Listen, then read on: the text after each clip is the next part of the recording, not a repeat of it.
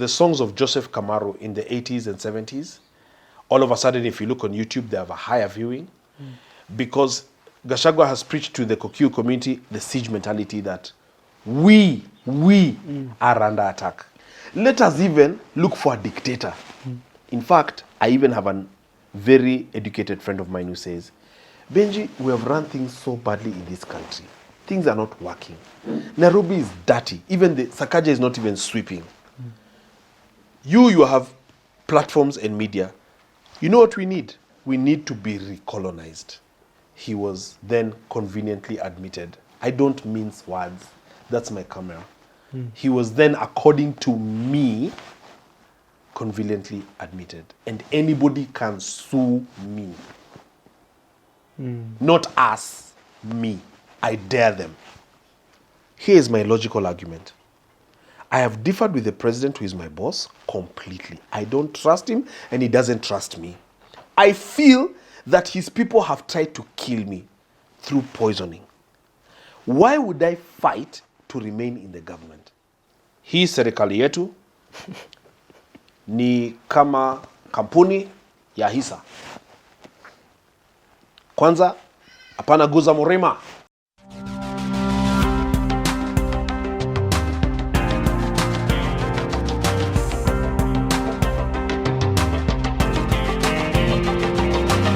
A very good day to you and welcome to Herman Manyora's YouTube channel. My name is Jadiel Kabiro. It is always a pleasure, it is always a privilege, it is always a joy to have you joining us every single day for conversations we hope will help our political leaders in making better policy decisions and informed political moves. My guest today says it as he says it. On our previous conversation, he said Ruto's performance is bure kabisa. Over the past year, Ruto had been president when we talked. I want to know what he thinks about the current status of our country, state of the nation, from performance to the political hit we've just witnessed. Also, there are questions about the independence of different arms of government. What is the way forward? I'm here with Benji Ndolo. He's a political strategist, marketer, and a lawyer. Great to see you. How are you, my brother? I'm doing well. I'm trying to be a good lawyer. So I'm actually back in school. Okay. Yes. That's nice. How's the weather taking you? It's a little bit, it rained yesterday. Yes, it's nice and cool. I love the weather.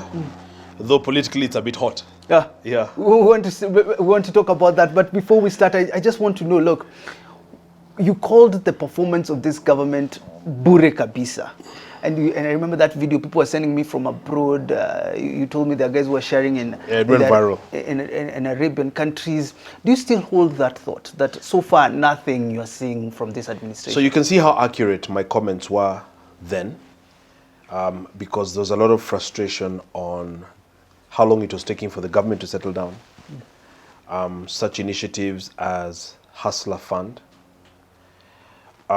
distribution of stone and sand as fertilizer, an inept cabinet,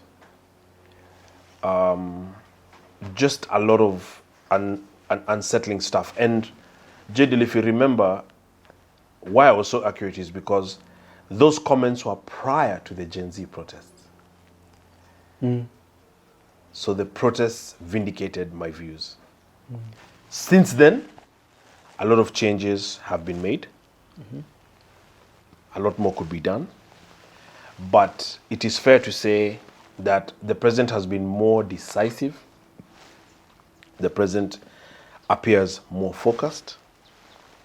The president appears more even inclusive, because as controversial as this was, he reached out to Raila and asked for teamwork. And I'm avoiding using the word help, but that's what he asked for. Can you give me a few guys that can help me with this ambitious agenda so that we can be able to move towards delivery, and especially on the fiscal front at Treasury. You can clearly see the difference between Honorable John Mbadi and the former CBK governor who was there, Njuguna Ndung'u. Yeah. I feel that Mbadi has more sense of purpose, is more well cut out for the role. He got the role magically. You know, it's not a role that he had auditioned for. And so I feel that Honorable Mbadi wants to make the most of it. And I actually feel that if we juxtapose against the position where Mbadi was before, a lackluster, long-time ODM chairman who was not even elected because he was nominated the last time, you can see that John Mbadi is fit for purpose. You could also compare him, for instance, with someone like the CS for mining, Joho, and you can clearly see that Mbadi is on a path to try to fix things in a very broken economy. And just so for that alone, and for looking to get a deputy president who he can work with, it is my humble opinion that the president is very determined. That's how it looks.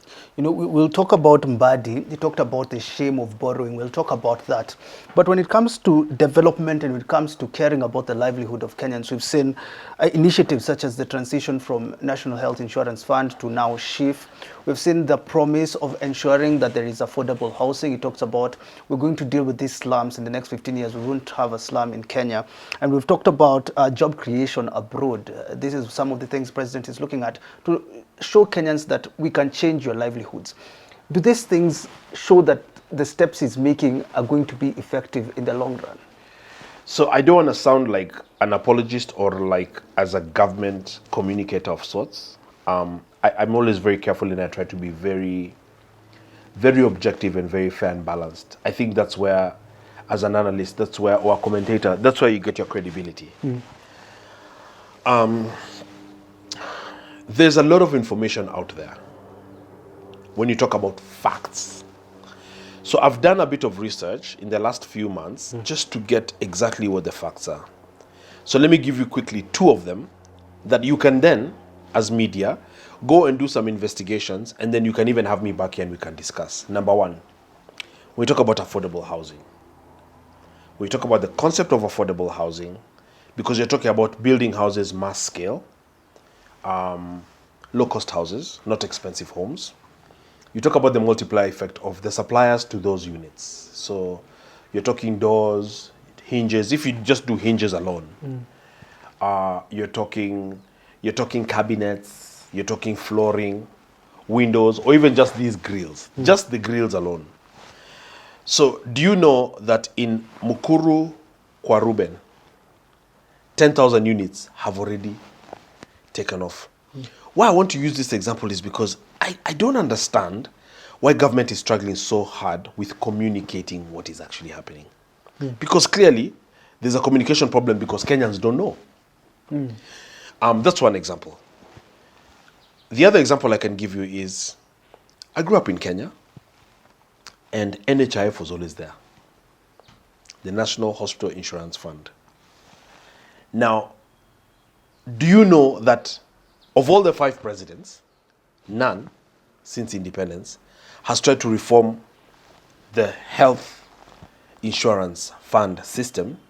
Because that's a very ambitious thing to do. In the US, and we are all today just looking at US politics, President Bill Clinton tried to reform universal healthcare, introduce universal healthcare. He's a very sharp president, and he was defeated. He was unable to do the same. He used his wife Hillary Clinton to try to market that and formulate a policy to deliver that, and that didn't happen. You know which president was able to reform and provide universal health care? I think Obama with President Obama. You know how long it took? 70 years. President Barack Obama was the first president in 70 years to reform the American healthcare system. I'll go a step further.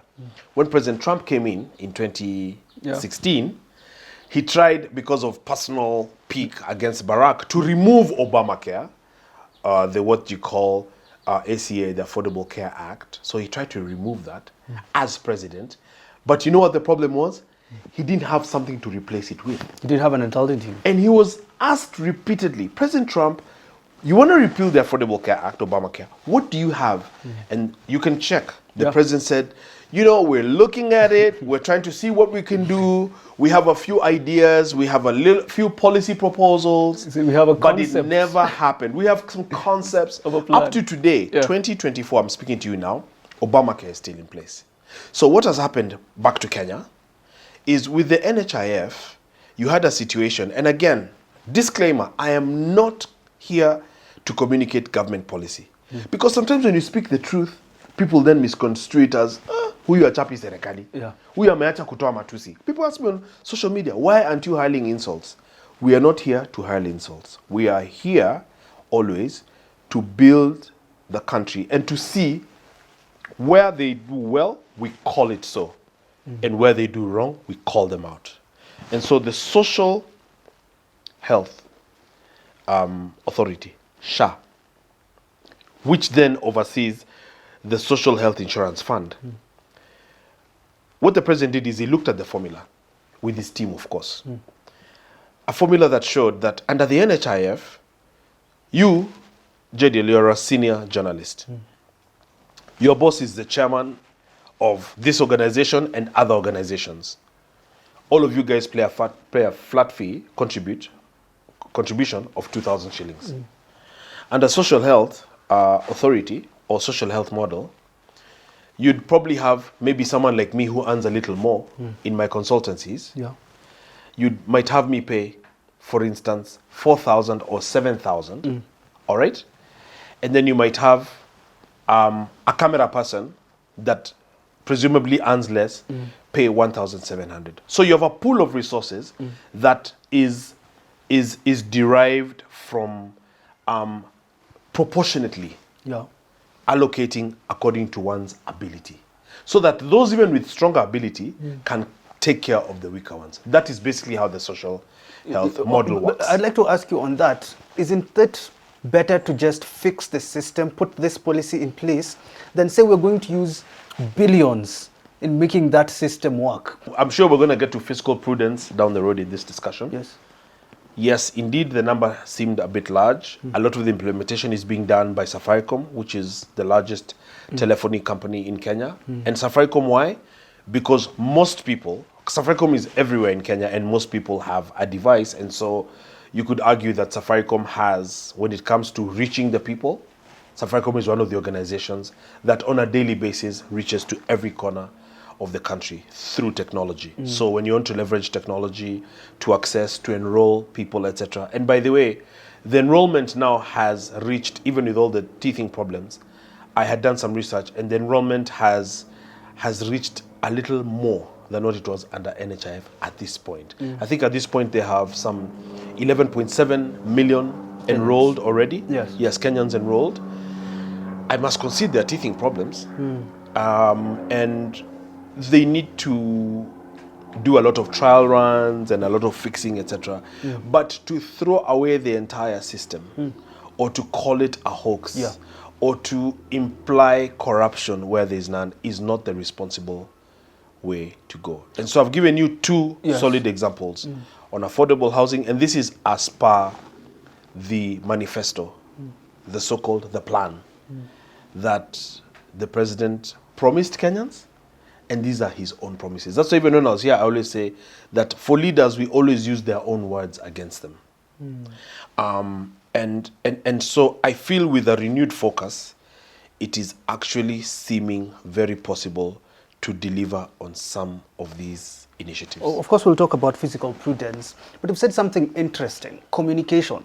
You've said, you've given a very good example on affordable housing. Of course, there are that's just one example. There are others, about affordable housing. But communication, even the president himself admits it. When Kindiki was being sworn in, he was talking about being a lonely voice. When this Gen Z protests happened, he was saying, we did not communicate. I can attest to that. Why isn't he able to communicate? Why isn't he able to do this that he knows he's not doing it correctly? That's a good question, and I actually thought about this stuff as I prepared to come to this interview, and the issue is twofold as I see it. Number one, the communications protocol in government, and I'm a communicator, I'm a professional communicator, so I can kind of see it very clearly. The communications protocol is all wrong. Why?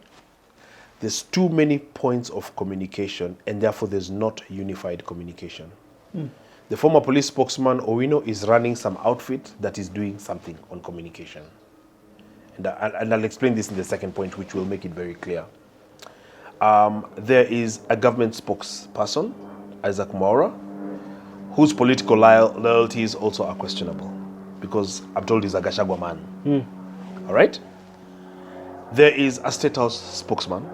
And by the way, Isaac Mora has deputies. Gabriel Muduma and Monaisha Chizuga. There's a State House spokesman. There is also a head of communication and communications advisors. Now, if you don't have a very fluid and smooth communication protocol, the president himself, in his media interview after Gen Z protests, conceded that something is wrong with our communication. Okay? So here I'm just using his own words against him. Now, that's just only one aspect of the problem. The second aspect is even more important, Jadiel. Because guys are going to watch this, and we're not watching this or doing this for entertainment. We're doing this to find solutions and to fix this country and move this country forward. I feel that what the president could do better is he needs a template to use when hiring. Yesterday he had somebody, I think, calling a teach, some lady. You saw it all over social media. Yes. And this template has communication as a part of it, but this template can really help the government to fix all the issues it has at every level. So that we need a lot of changes, and the president is trying to effect a lot of changes across government. What you could call reforms, a reform plan. There are 5 things that the president must do when he's looking to fill all these slots. Remember, there was a cabinet reshuffle. Yes. There was an impending PSS reshuffle. There's going to be all manner of directors and different things needed, even now with ODM being in government, so to speak. So the first thing the president needs to look at, I want to give him 5. The first thing is technical know-how in any field. So if you talk about affordable housing, if you're talking about healthcare, the SHA, the SHIF, etc. If you're talking about transport and communications, which is where the airport and all of that lie, the first thing you need is technical ability.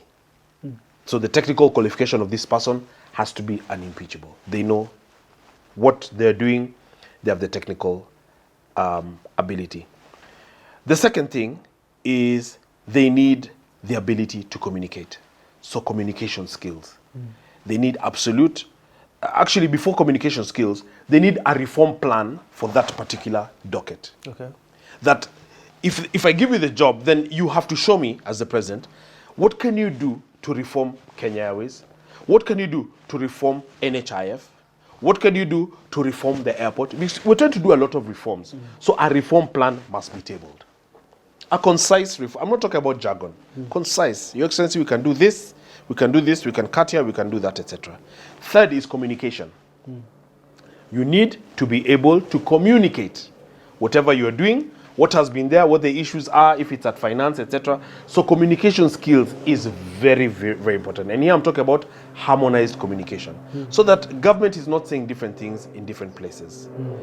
The fourth thing is integrity. Okay. All these things cannot work if you just put a corrupt and crooked person. Because then they even loot the budget for implementation. So you need integrity. And this is a template I'm giving. That the person is a competent person, is a good person, is an honorable person, is a trustworthy person. The deputy president who just left, can you say that's somebody with integrity? The answer is no. So that's the fourth thing. And then the fifth thing is also very important, especially for a young president. Ruto is not old. Okay? We grew up seeing old presidents from the time of Moi. You need somebody with passion. You need passion. They need to have the vigor, the zeal to implement SHA, to roll out and implement SHIF. We have a capacity problem, for instance, in healthcare. Look at Mama Lucy. We have a capacity problem. Patients who are there for maternity, maternal services are sharing beds. This is a capacity problem. We don't have enough infrastructure. We don't have enough space. So just imagine if you have a lackadaisical person handling something like that. They don't care. There's all manner of issues. There's accidents, emergencies, etc. And all of those things are not working. There's no painkiller. Nobody cares. Nobody is chasing the funds. Nobody is trying to effect a triage system, etc. So the 5 factors I've just given you, that technical know-how, where's the place? That plan. Where's the place of the people? I know that in the communication aspect of it, But when you look at something like affordable housing, and when it comes to housing tax, it's as if it's being forced on people. It shouldn't be forced. It shouldn't be forced. Where do we say we are going to listen to what people want? I had focused here on leadership. Okay. What happens, and that's a good question, in consulting you have what you call M&E. You can have continual public participation as you're doing project implementation. So for instance, I would like to take the affordable housing at Mukuru, kwa Jenga, kwa Ruben, and I would like, maybe when we are halfway or 75% way, I'd like to do a town hall around there, an honest town hall, and have the people come in and say what they think and what they feel.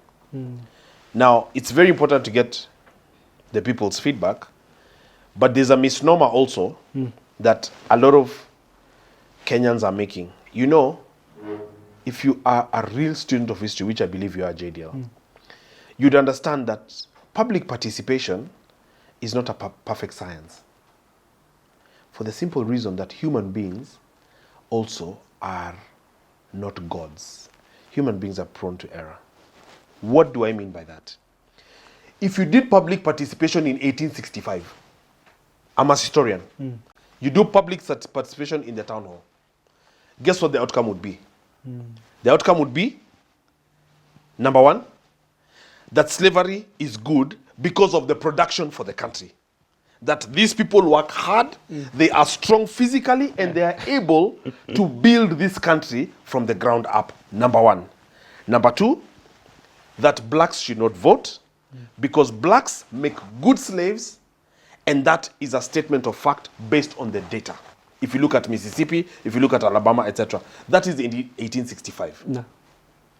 That I always used to give this example, Jadiel, that if you are stranded in the North Pole and there was no food, and we are stranded there, a team of 10 people, and then you take a vote and you say, guys, we're dying of hunger, what do? Let us pick the smallest one of us to Mkule.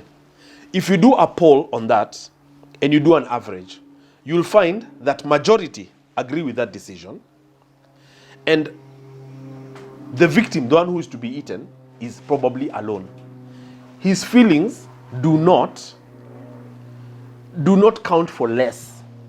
You understand? Just because he's alone. Yeah. Just because you're outnumbered. And so,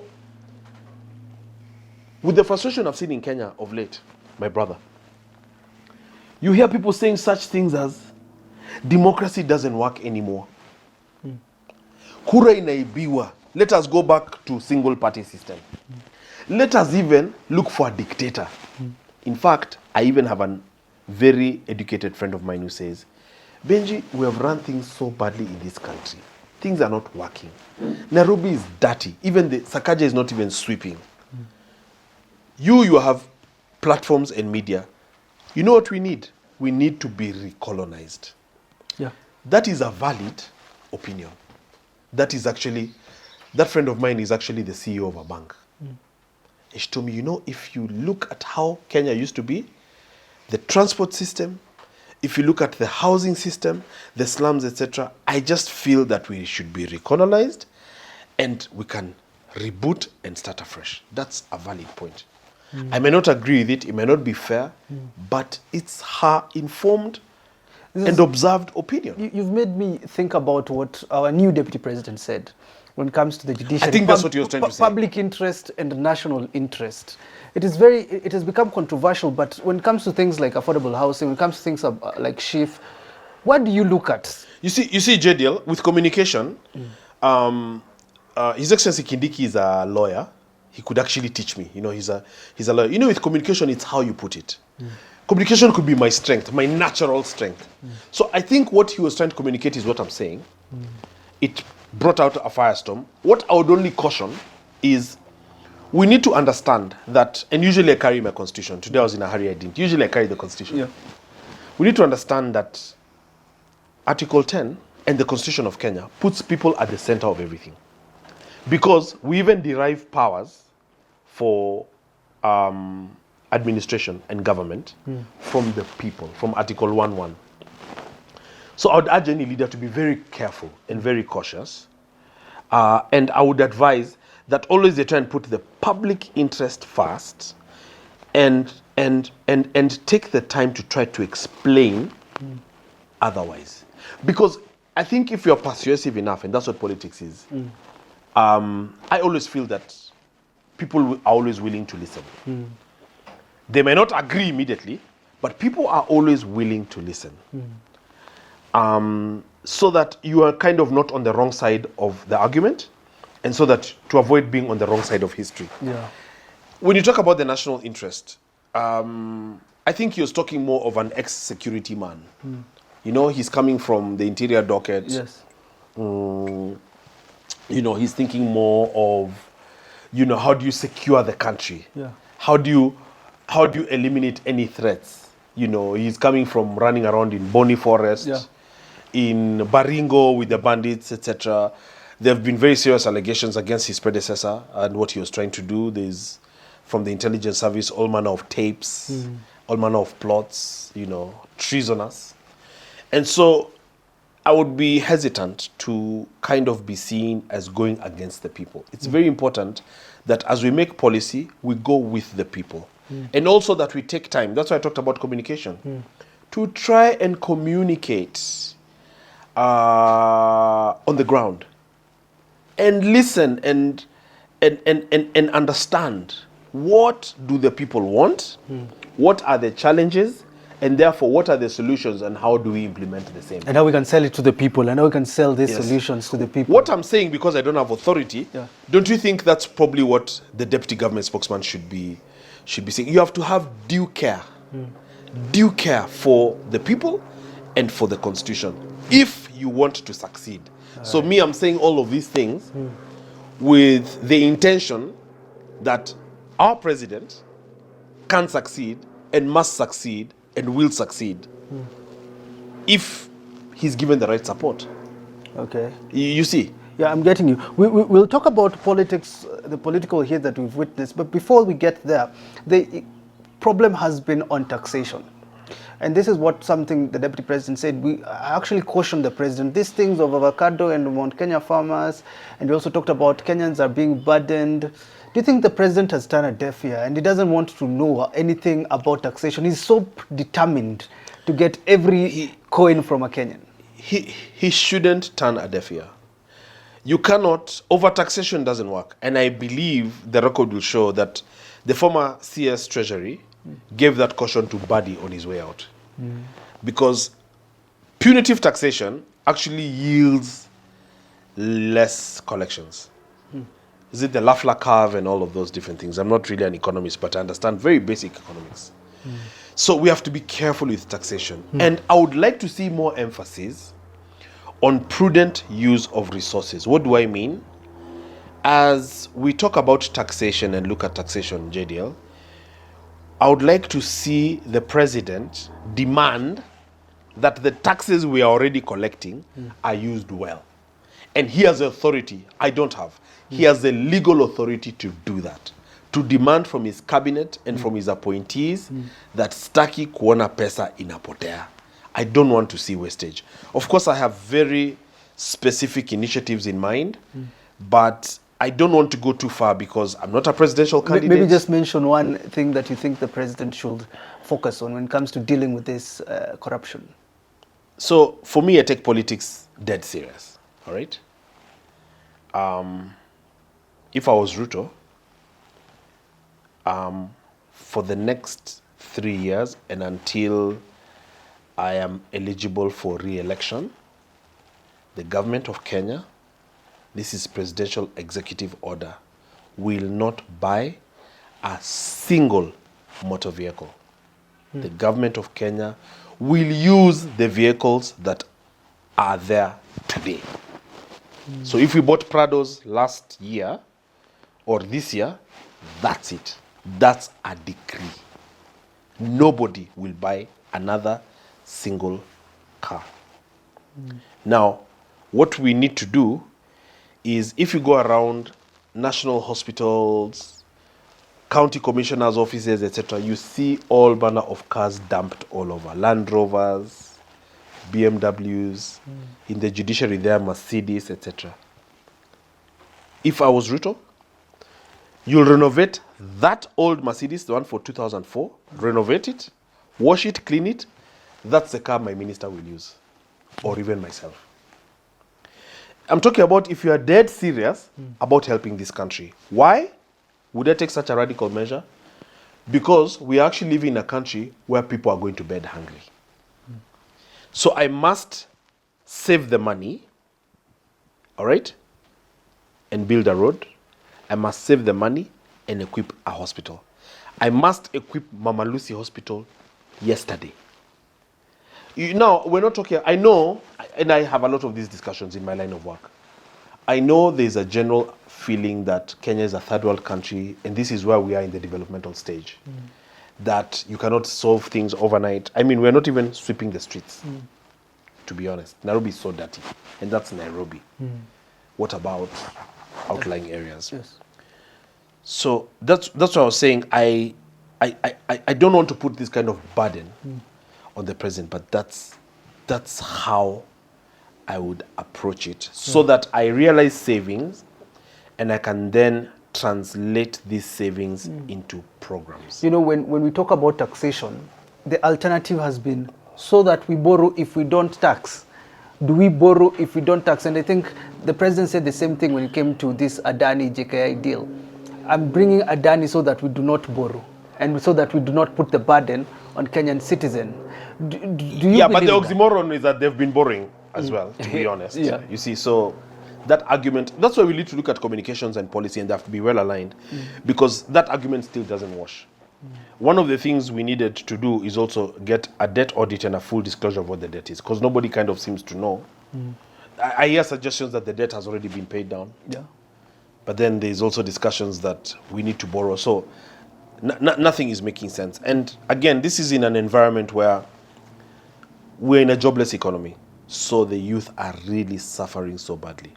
You first of all need the president to really care. He has to, these things have to keep the president awake at night. If we don't do this, then you continue to be in the debt trap. You had Mbadi's comments the other day on that mistreatment in Washington. Because the lender is not gonna, how do you respect a beggar? Yeah. Can't. But he was saying, mnaitwa Kenya, Nigeria come, next in line come. Yeah, like that. And they don't care. A few minutes, express your case, show that you've paid. You know, it's disgraceful. 60-something years after independence.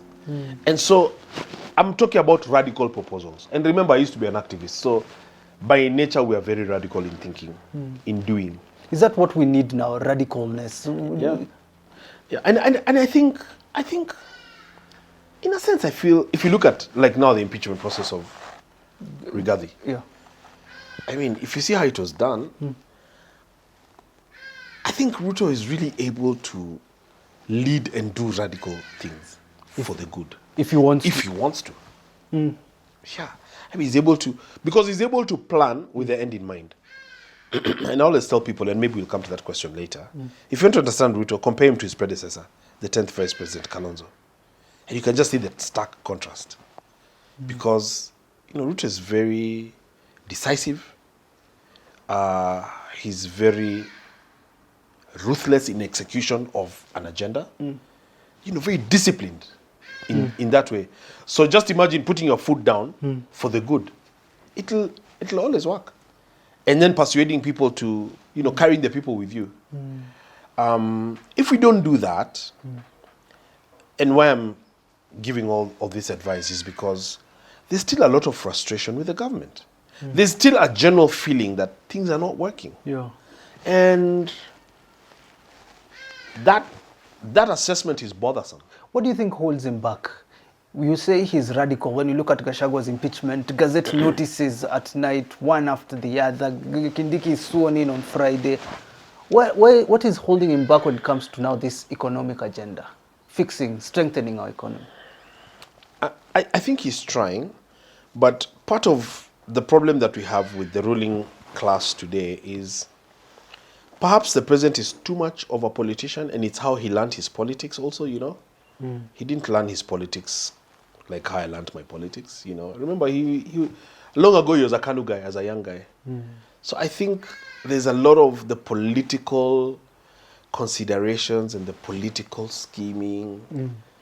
You know, what could we do for 2027 to be easier, better?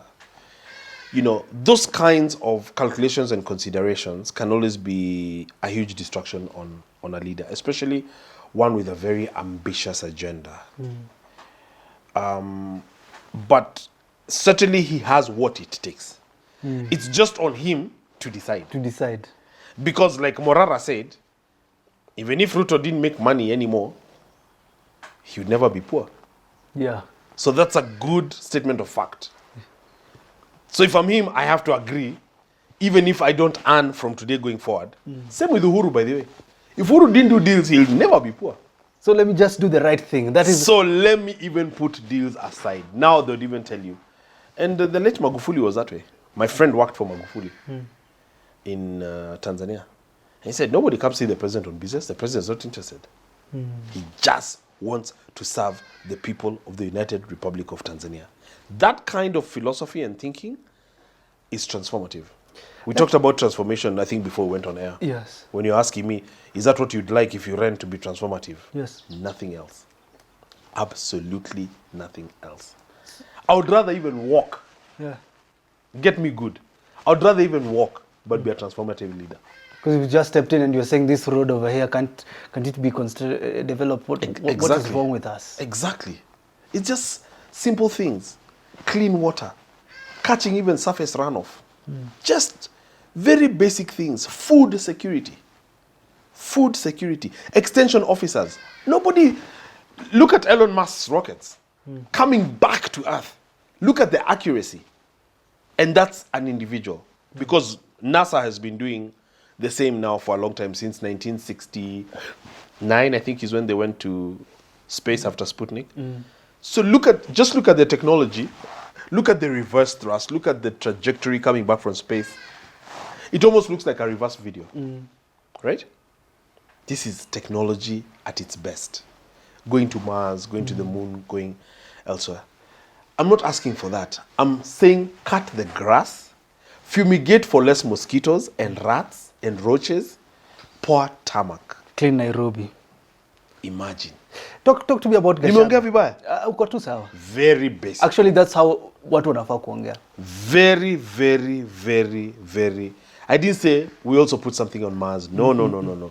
It's very basic, and give those jobs to do that to the young people, respect them, pay them. Let me give you another big area of interest for me. Pending bills. You can't grow an economy with pending bills. You can't have pending bills in the billions of shillings. Services have been provided. You can't grow an economy when suppliers cannot collect their money, cannot pay electricity, like now we are here, lights are on, cannot pay water, cannot pay salaries, cannot pay health cover for their employees. You can't build anything that way. So you don't need me to be camping at Treasury telling people to sort out pending bills. I'm just a nobody in the larger scheme of things. We now have a new deputy president. Let's look a little bit into politics. And Gachagua is out. His case is in our Down courts. and out. Down. Not just out. Down and out. You'll tell me how down he is, but his case is in the courts today. You've talked about the process of his impeachment. You called it radical somehow because it happened so fast. Do you think it was fair now that our courts are considering this particular issue? Considering even the shareholder rhetorics, everything Gachagua was saying against the president's policy, did you see it coming? To the extent that the presidency is a symbol of unity, to the extent that the presidency is unison, a president and a deputy president must be together, must work together. To the extent that, therefore, the deputy president, for instance, went public repeatedly, I am told even against advice, and said, and here I quote, hii serikali yetu ni kama kampuni ya hisa. Kwanza, hapana guza murima. Secondly, kuna wale wako na shares mingi, kuna wengine wako na shares kidogo. na kuna wengine hawana. Pause there first. You have that accent, even the mouth thing. That is so disturbing. And I say that because I've been coming here for a while. Yeah. You have a team here of about 10 people. I don't even, to be honest, I don't even know what tribe you are. And how can that even matter? Here there are Turkanas, there are Kikuyus, there are Pokots, there are Taitas, there are Rendiles, there's Kalenjin, there's Kampa, there's everything. How can you be so manifestly tribal as a national leader? And all you do is crisscross between Madira, not even Nyeri, between Madira and the Bakassi where Major Donk is from, I think Bakassi North. One of his, is he called Kakuyu or something, Benjamin something. One of those goons that he was accused of plotting with. That is sick. That is actually sick. Let alone using your office to influence tenders, etc., etc., etc. So Gachagua really messed big time. And the only argument that Kenyans were giving was, oh, you know, he didn't mess alone. There are also others, you know, doing the same, doing corruption. Yeah. Well, bring their petition. No problem. You cannot use whataboutism and relativism to say, yeah, you know, when we were stealing at Junction Mall, Kabiro also alikuwa na bunduki. So mimi nimeshikwa. Then I say, but you see also Kabiro, he has just left. Yeah, look for him. He has gone towards Kawangware. That's never an argument. So we must educate Kenyans and continue to enlighten them so that always we're doing whatever is good for the country. The way Gachagua was behaving cannot be good for the country. There are so many issues that came up, even including at the family level, because all you had was his sons, and it was very dodgy, the status of his late brother, Nderitu Gachagua's sons and family as well. That has all been mired in a lot of fog. No, there's some... So for me, as a logical thinker, I would ask myself why. There is something funky going on. There's something. Yeah, I mean, if you look at even and here I'm looking at the charges. Even the entire investigation that showed the sale and purchase of Olive Garden Hotel that was owned by his brother Nderitu Gachagua. That's just a guy buying through proxy.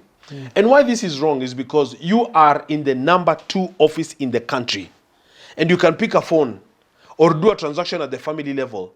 Maybe alter a will that says, if you contest anything in this will, you automatically lose the little that you are getting.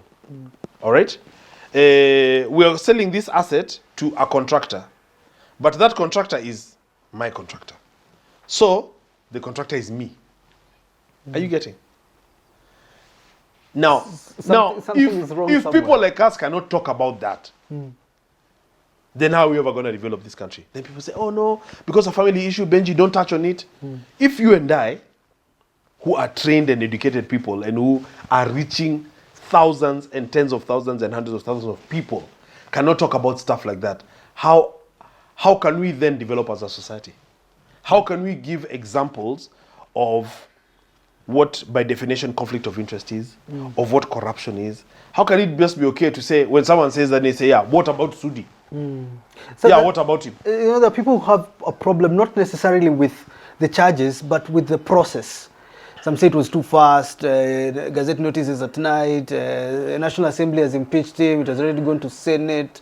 So what happens, Jadiel, I hear you, what happens is the process was transparent. I could understand if a communication comes out to Kenyans that Senate sat at night and came up with this result. I could understand that. Because we didn't see the Senate sit and we don't know that it sat. So if you are told, for example, just take our word for it, that the Senate sat and decided that so-and-so should not be the deputy president anymore. But to the extent that a resolution comes and there's a trial that Gachagua ran away from, you remember. Ren really, he was sick. There's reports from the doctors at Karen Hospital, he was sick. Yes, but I don't believe he was sick. And not even that, he ran halfway because he didn't even leave his lawyers to hold a brief for him on the specific charges. So when he was supposed to undergo cross-examination and give his responses, he was then conveniently admitted. I don't mince words. That's my camera. He was then, according to me, conveniently admitted. And anybody can sue me. Not us, me. I dare them. So you don't believe he was sick? You don't believe in Dr. Gikonyo's word? I personally don't believe Karen Hospital? I heard Gladys Boss Shole saying the same in her own capacity, and their friends. You heard Gachagua say when he was incarcerated by Uhuru, Gladys Boss Shole came and brought him dinner and changiad for him 11 million shillings, etc. Me, I'm not that close. I heard her say that yesterday on Citizen TV, I believe. But I said it first on NTV. I don't believe that he was sick. Okay. I am very keen on reforming this country, and so I don't believe in mincing words, and I don't believe in hiding behind anybody. Nobody has sent me to do this interview. I speak on my own behalf. I have agency as a citizen of the Republic of Kenya. I believe that Rigathi Gachagua is a tribalist, is a saboteur. I believe that he was holding the president hostage. This is my own belief from information that I have. The president has not sent me to defend him. The president does not need me to defend him. What I need to do under Article 3.1 is to defend the Constitution of Kenya. And if I make a decision that I am against somebody, then I don't need to be paid by anybody to be against that person. Gachagua was not fit for purpose. The office was bigger than Gachagua's mind and stature. Therefore, that the National Assembly conducted its business. Could Mutuse have prosecuted better? Probably. He's a lawyer, not a practicing lawyer. I could have been more aggressive than Mutuse, but I'm not Mutuse. He's a member of parliament and I'm not. So he could have done better, but the facts came out and the numbers were there, and then it went to the Senate and the numbers were there. Therefore, it was left in the court process. No. There's a lot of misleading arguments that, oh, this and that can happen in court. A lot of that is hot air and lies. You know, it's in court, and I think that's where I want to talk about. There's the conversation about the constitution of IEBC. There are no commissioners.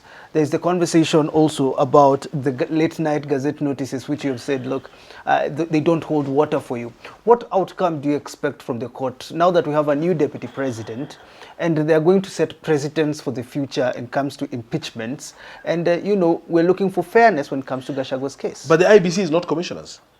The IEBC is a body. I actually happen to have worked for a long time alongside the IEBC at where they are domiciled. The IEBC is not commissioners.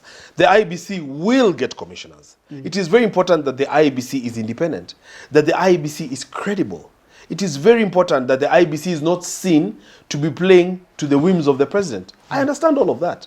But the IEBC, to argue that the IEBC is not functional now is to lie. The IEBC works off of exchequer, off of the public purse. It has a secretariat, it has a CEO, it has members of staff actually distributed right across the country that work and go to the office on a daily basis.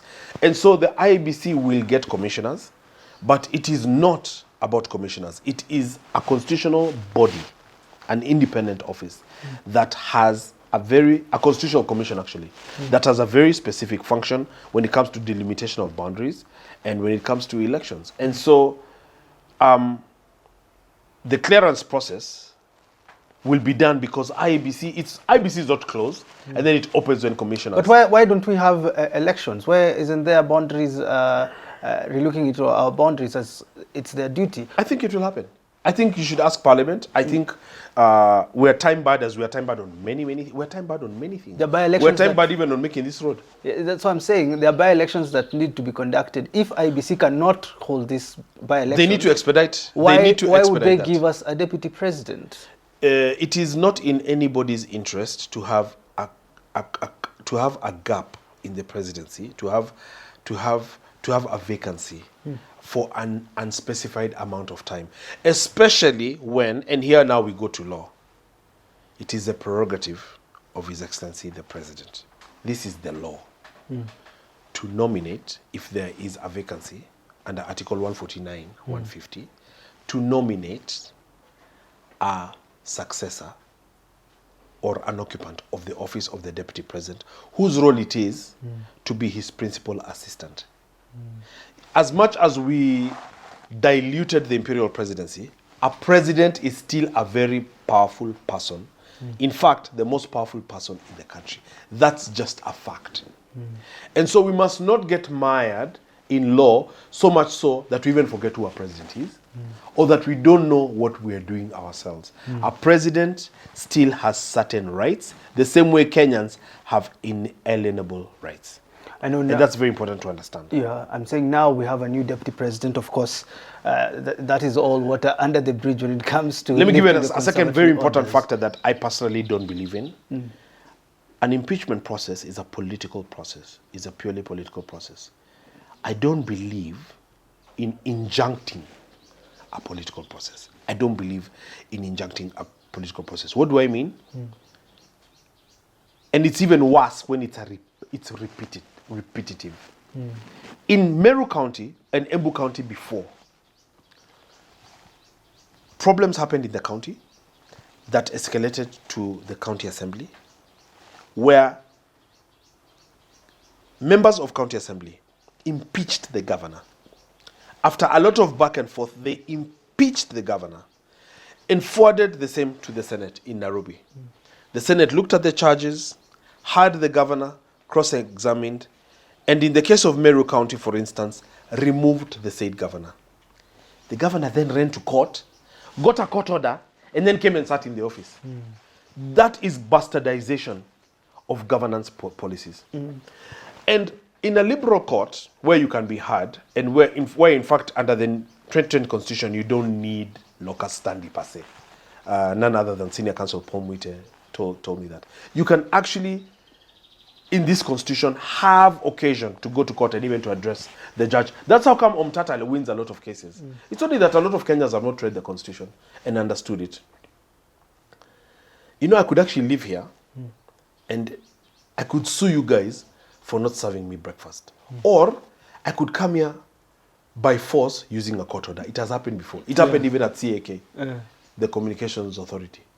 The former boss there had differences with President Uhuru over different things in the election, and he went and got a court order and came with that court order to enter office, to serve by force. You can actually get a court order. Just because you can get it doesn't make it right.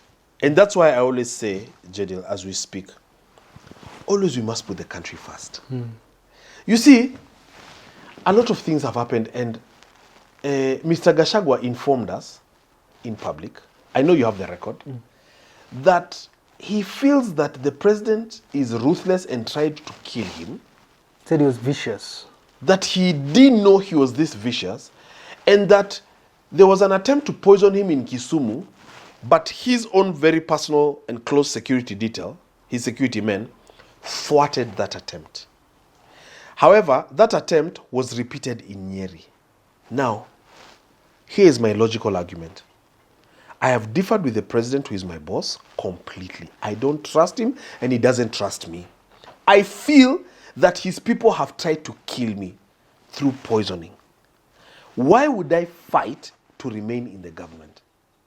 These are just very basic. Let me go further, because we try to bring decency in society. You know, Jadiel, public service must be about decency and serving. And I have a bit of experience in public service. Musinione hivyo. I had a boss in security who asked me one day, and he was on his way to see the president, so I was giving him a briefing. And we're looking at the options. It's when there was a lot of Al-Shabaab, the bombings, etc. And the word that he used, and I was his advisor, communications advisor, the words that the Inspector General then used were very helpful to me. And he told me, you see, the Constitution protects my tenure. Niko na security of tenure. Like, it's not easy even to fire an Auditor General, a judge. It's not easy. Because the Constitution protects you. And you stand on principle. But he asked me, but why should the president be irritated at Akiniona? Because we are not on the same page. Even if I was a deputy president, Jadiel, me, if I was Ruto's deputy, and he's not happy about certain things, and we have completely differed, but I'm protected by the office. why should I stay on by force? Ask yourself that question. Why can't I just leave and give the president the leeway he needs to run his government? Because every cabinet secretary that you see is nominated by one person. Who is that person? The president. Is it you? No. Is it me? Is it the chief? Is it the judiciary? Is it the attorney general? It is the president. That's why I use the word prerogative. In law, it means no other person. I'd like to ask you. No other person can make the nomination. You know, sometimes, as much as things are unpopular and tough, you see, even me, I criticize the president. And I do, very loudly. You know that. That's why you call me here. But, you know, sometimes to just demonize someone, and this has happened even to Honorable Raila before, where I used to hear people saying, you know, even if your wife doesn't get pregnant, it's Raila's fault.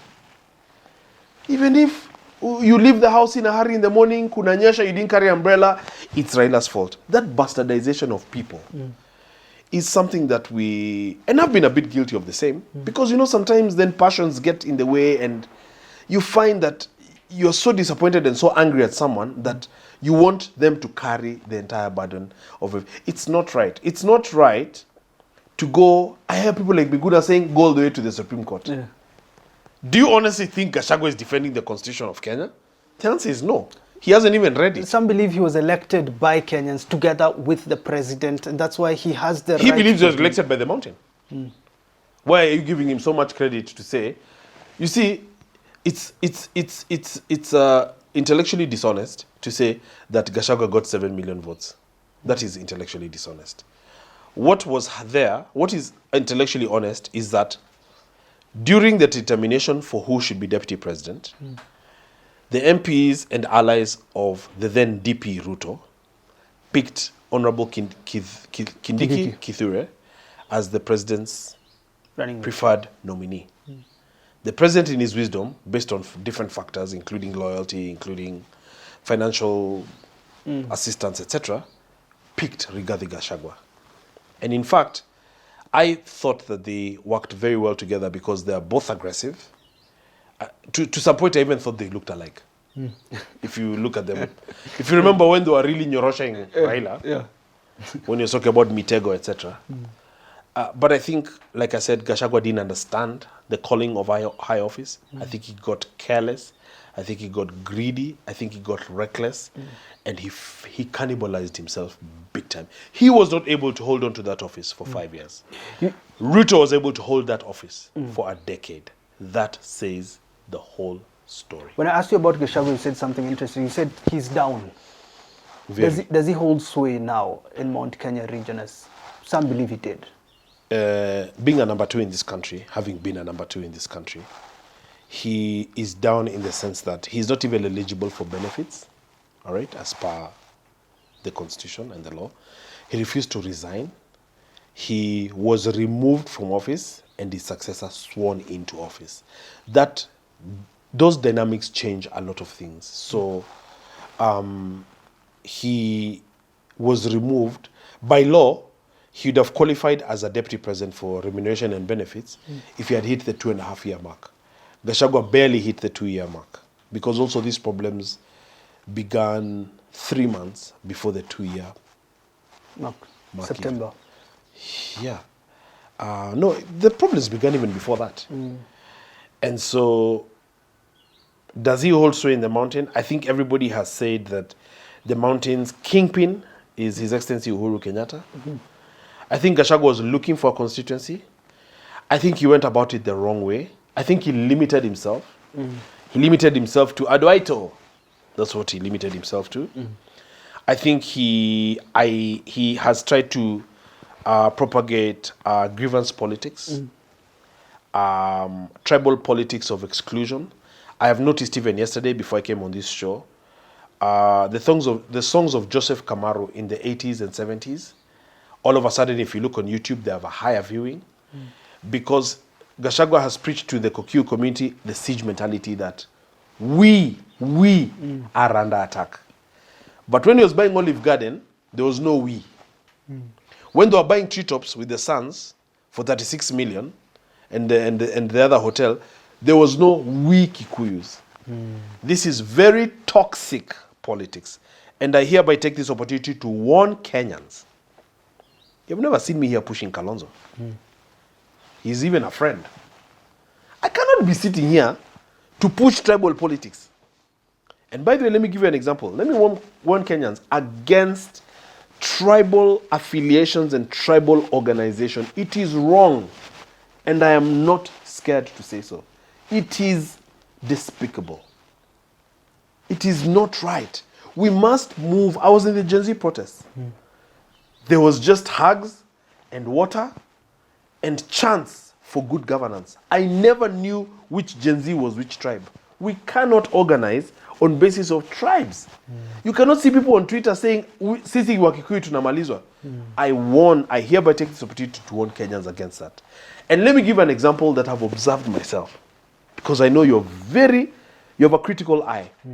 Have you noticed that all of a sudden for the last 2 years, Oscar Sudi, who is guilty of very many things on earth, people say all manner of things about Oscar Sudi. Have you noticed Oscar Sudi somehow miraculously stopped talking of sisi watu ya bonde la ufa? Every statement Oscar Sudi gave during the Uhuru government was bonde la ufa, tunataka hii, tunataka hii, tunataka ile. It is not a coincidence that Sudi doesn't do that anymore. It is my opinion, my guess, my intelligent guess, that once Ruto became president, he called his friend Sudi and he told him, Sudi, now we are president of the entire Republic of Kenya. And remember, when he was campaigning, and you can correct me if I'm wrong, please correct me if I'm wrong, William Ruto crisscrossed every inch and breadth of the Republic of Kenya. He almost went to Zanzibar to campaign there as well. He did Kenya round many times with that car, the one that was known, the LX 570, the Lexus. So I believe that he told Sudi, we are now president of the entire republic. Mambo ya bonde la ufa, sahau. This memo never got to Gachagua. Gachagua became deputy president, and even when you remember after Gen Z, another example, when now they reformed cabinet, not to the satisfaction of Gen Z, but it was still a reshuffle. If you remember that afternoon when the president came out to name the cabinet, Gachagua came out with a smirk on his face, and I think he had gotten 8 cabinet slots for the mountain. And people on social media commented about that. They're like, Aki, this guy. Like he just held the president's hand behind his back and said, Mimi, lazima nipate murima, na hapana guza murima. Usiguze hata 1 inch, usitoe hata kamoja. I'd like us to wind up, but I'd like your final message. I'd like your final message. There is Kithure Kindiki, our deputy president now. We have a conversation about trust of the independence of the judiciary. And then we have, how can the president reassure Kenyans that he has the best interests at heart? Maybe that could be your final message to all our arms. And even parliament, you know, guys are saying, venye mnatumiwa, it's not good. So here's my final and parting shot. His Excellency William Ruto is lucky. He's a lucky man. Man. He's a lucky man. I'll tell you why he's lucky. Human beings are complicated beings. You can think you'll impeach your deputy, and it goes and it runs into something that you had not foreseen. A complication, for instance.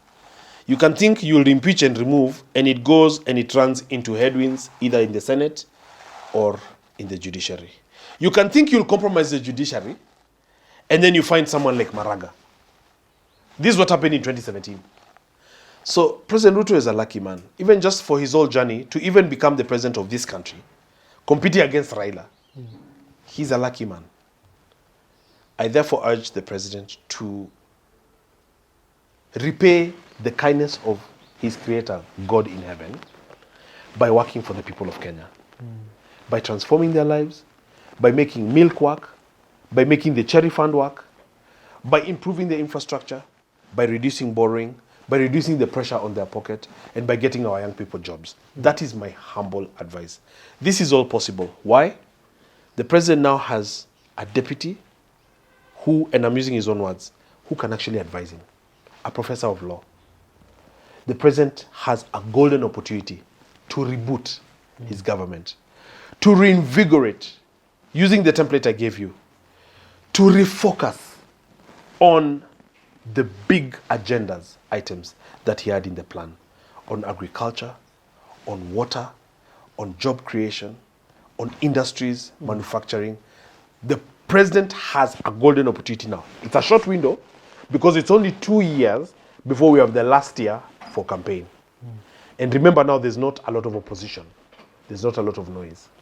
The president has this time not to perfect corruption, but to tweak and calibrate his government to where Kenyans, as they see implementation of the SHIF and the SHA, can see, when they look at the communication from Adani, they should be able to see the benefits, not the corruption, of getting Adani by example of what they've done elsewhere. How can they transform our airports for the better?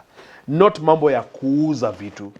So the communication needs to be crisp, the intentionality needs to be there, and always with the very best intentions, under God's graces, the same God who made him president. 2 words for Kindiki.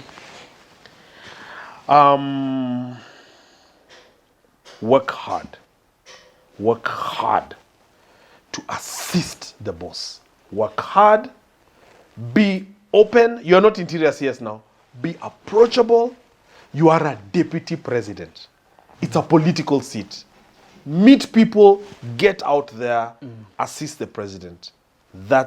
Then you have a fighting chance at succeeding wildly. I underscore wildly. Big time. Thanks for tuning in to that conversation with Benji Ndolo, political strategist, marketer. Says it as he says, it works with this constitution. Maybe he is a working constitution. Thanks for coming through, bro. Really do appreciate it. I really enjoyed it. We'll talk some more. Yeah. Keep doing what you do. I see a lot of your stuff goes viral in the new media, TikTok, etc. Yeah. Let's chop some of this stuff. Let's keep talking. My handle is at Benji Ndolo. That's BNJI. Ndolo is NDOLO. Always Kenya first, Kenya Kwanza, know, for a better country. Kenya Kwanza, which one? Let's talk again. Kenya ikue tu Kwanza. I'm just trying to advise, but let's see. You'll have me back and we'll critique and see how Kindiki is doing. Yeah, indeed. Thanks for tuning in. Enjoy the rest of your day. Share this video with as many people as possible so that we can reach our leaders, reach Kenyans that really do care about this particular country. Goodbye for now.